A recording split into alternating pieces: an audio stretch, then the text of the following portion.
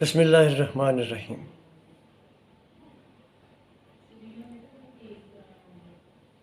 عید الاضحیٰ، بقرہ عید، جسے بڑی عید بھی کہتے ہیں، بس ایک دن کے فاصلے پر ہے۔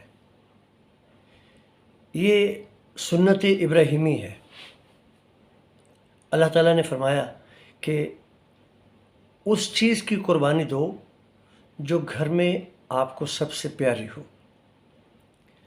حضرت ابراہیم علیہ السلام نے حضرت اسماعیل علیہ السلام سے اور اپنی زوجہ محترمہ سے اس بات کا ذکر کیا، تو زوجہ محترمہ نے بھی اللہ کے حکم کے آگے سر جھکا دیا۔ بیٹے کو لے کر ایک جنگل میں چلے گئے اور وہاں جا کر اسے بتایا کہ اللہ کا یہ ارشاد ہے، تو اللہ کے حکم کے آگے حضرت اسماعیل علیہ السلام نے بھی ہاں کر دی، انکار تک نہ کیا، بلکہ یہ کہا کہ آنکھوں پہ آپ پٹی باندھ لیں تاکہ میں آپ کو نظر آ جاؤں تو آپ مجھے چھوڑ نہ دیں، ترس نہ کھا لیں۔ یہ قربانی تھی، اصل قربانی یہ تھی جس کی ہم سنت پوری کرتے ہیں۔ اس کے بعد قربانی کے جانور کو قربان کرنا اور حضرت اسماعیل علیہ السلام کی جگہ پہ لٹا دینا، یہ اللہ کی مرضی تھی، اللہ کا حکم تھا جسے ہم سب نبھاتے ہیں۔ یہ سنت ابراہیمی ہے جسے ہم نے ادا کرنا ہوتا ہے عید الاضحیٰ پر۔ اگر ہمت ہو تو قربانی ضرور دیجیے، سنت ابراہیمی کو پورا کیجیے، لیکن یہ فرض نہیں ہے۔ اگر ہمارے پاس اتنی طاقت نہیں ہے، اتنی ہمت نہیں ہے، اتنے پیسے نہیں ہیں ہماری جیب میں، تو کسی سے ادھار لے کے یا کہیں کو چوری کر کے تو یہ قربانی کرنی ہو تو وہ جائز نہیں ہے۔ ایک تو یہ بات ہے کہ ہمیں قربانی تب ہی کرنی چاہیے جب ہمارے اندر وہ استطاعت ہو، ہمارے اندر وہ طاقت ہو، ہماری جیب میں اتنے پیسے ہیں کہ ہم اللہ کے اس نبی کی جو سنت ہے اس کو پورا کریں۔ اب آتے ہیں ہم دوسری طرف۔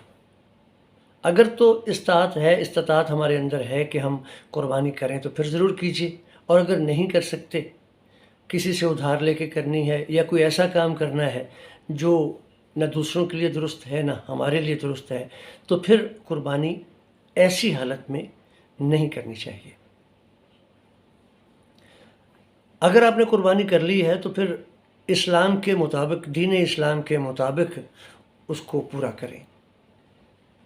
ایک تو یہ ہے کہ بہت ضروری نہیں ہے کہ بہت بڑا کوئی جانور لا کے آپ لوگوں کو دکھائیں، اس کو اپنی شہرت کے لیے اس کو شو کریں اور قربانی کریں۔ جتنی آپ میں طاقت ہے، جتنی آپ میں استطاعت ہے، اتنی ہی قربانی کریں۔ اور فرمایا تو یہ گیا تھا کہ جس کو آپ نے قربان کرنا ہے اس کو اتنا عرصہ پہلے لے کے آؤ کہ آپ کا اور آپ کے بچوں کا پیار اس میں پڑ جائے، وہ آپ کے گھر میں رہے، چارہ کھائے، بالکل اس طرح سے مل جائے جیسے وہ ایک گھر کا فرد ہے، پھر اس کی قربانی کرو۔ لیکن آج کل ہوتا یہ ہے کہ آخری رات جو ہوتی ہے اس رات میں جاتے ہیں، قربانی کا جانور لے کے آتے ہیں، نہ بچوں کو پتہ ہوتا ہے نہ گھر کے دوسرے افراد کو پتہ ہوتا ہے۔ اگر بڑا جانور ہوتا ہے تو اس میں 7 حصے ہوتے ہیں، وہ کس کس کے ہوتے ہیں یہ سب کو معلوم نہیں ہوتا۔ چلے مان لیا کہ دور ایسا ہے، ہمیں ایسا کرنا پڑتا ہے، مجبوری ہے، تو پھر اگلا سفر جو ہے، اگلا جو مرحلہ ہے، اسے تو صحیح پورا کرنا چاہیے کہ نہیں، کہ اس کے 3 حصے کیجیے۔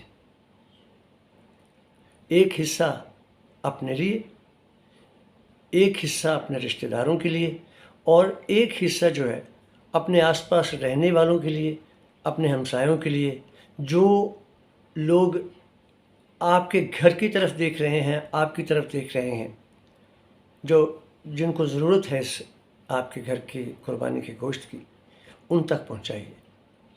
فریزر میں رکھ لینا، فریج میں رکھ لینا اور اپنے گھر میں اسے ذخیرہ کر لینا اور پورا سال اسے کھاتے رہنا۔ قربانی تو ہم کرتے ہیں اللہ تعالیٰ کی رضا حاصل کرنے کے لیے، حضرت ابراہیم علیہ السلام کی سنت پوری کرنے کے لیے. اور ہماری زندگی کا مقصد بھی یقیناً یہی ہے کہ ہم اپنے آپ سے، اپنے عمل سے اللہ اور اس کے پیارے رسول حضرت محمد مصطفیٰ صلی اللہ علیہ وآلہ وسلم کو راضی کر لیں. اور راضی اسی طرح سے کر سکتے ہیں کہ وہ کام کریں جس کا حکم دیا گیا ہے، اور جس سے منع کیا گیا ہے اس سے دور ہٹ جائیں. بے شک اس میں کتنی ہمیں چند لمحوں کے لیے، کچھ دیر کے لیے اس میں بڑی لذت نظر آتی ہو تو پھر بھی نہ کریں. کانٹوں کی سیج پہ چلنا مشکل ہوتا ہے، لیکن اسی میں ہماری مغفرت ہوتی ہے، اسی میں ہماری اخروی زندگی جو ہے وہ خوبصورت ہوتی ہے. اس زندگی میں بھی عزت پانا، سرخرو ہونا، اور اس اخروی زندگی میں بھی سرخرو ہونا، یہ ہمارا مقصد ہے یہاں آنے کا. یہاں ہم نے کمانا ہے، جو کمانا ہے وہی آگے لے کے جانا ہے. وہاں کمانے کا کوئی ذریعہ نہیں ہے، وہاں صرف وہی ملے گا جو ہم نے یہاں سے لے کے جانا ہے. بہت سے سنجیدہ باتیں کرنی، بس آج بیٹھے بیٹھے یہی ذہن میں آ رہا تھا کہ قربانی کا مقصد جو ہے، ہم قربانی کرتے تو ہیں لیکن اکثر ہوتا یہی ہے کہ اس جانور کو لے کے گلیوں میں گھماتے ہیں، بازاروں میں گھماتے ہیں، لوگوں کو دکھاتے ہیں، اور پھر جب قربانی کرتے ہیں تو وہاں ڈھول ڈھمکے بھی ہوتے ہیں. جو کریں، جو عمل بھی کریں، وہ لوگوں کو دکھانے کی بجائے اس بات کو مد نظر رکھتے ہوئے کریں، یہ بات سوچ کے کریں کہ شاید میرا اللہ، میرا رب مجھ سے راضی ہو جائے. ایسا ہی کیجیے. عید کا دن بہت قریب ہے. جو لوگ ابھی تک اس عید کے لیے اس کا انتظام نہیں کر سکے ہیں، اگر ان کو ضرورت ہے تو بڑی خاموشی سے ان کی طرف جائیے. اس طرح سے جائیے کہ ایک ہاتھ سے دیجیے اور دوسرے ہاتھ کو خبر تک نہ ہو.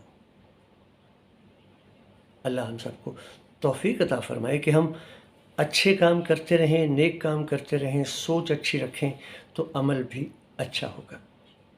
آپ کا اس بارے میں کیا خیال ہے؟ آپ کیا سوچتے ہیں؟ آپ کی رائے کیا ہے؟ آپ میرے ساتھ ضرور شیئر کیجیے گا. خالد محمود یوٹیوب چینل ہے میرا، اس پہ آپ مجھے سبسکرائب کیجیے اور بیل آئیکن جو ہے اسے پش کر کے مجھے ایسا موقع دیجیے کہ ہر آنے والی ویڈیو جو میں آپ کے لیے بناؤں، جو تیار کروں، وہ سب سے پہلے آپ تک پہنچے.